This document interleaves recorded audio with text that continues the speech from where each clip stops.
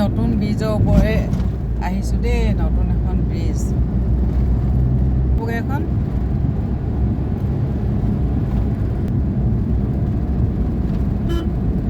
fighter plan কৰিব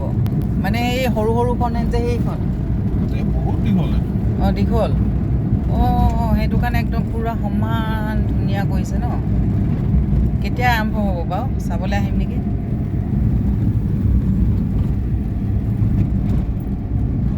অঁ ইমান ধুনীয়াকৈ বনাইছে দেই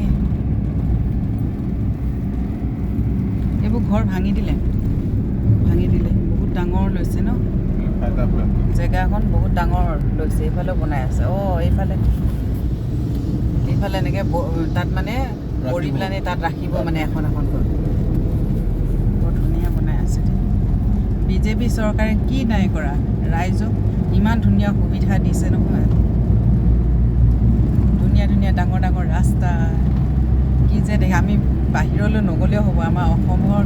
আমাৰ ইয়াতেই মানে ধুনীয়া জেগা উলিয়াই দিছে ধুনীয়া মনোৰম পৰিৱেশ চাবৰ কাৰণে বনাই দিছে আমাৰ হিমন্ত মামাই অঁ ভাৰত চৰকাৰে বনাইছে লগতে আমাৰ হিমন্ত মামাই আমাক এইখিনি সুবিধাখিনি আনি দিছে যে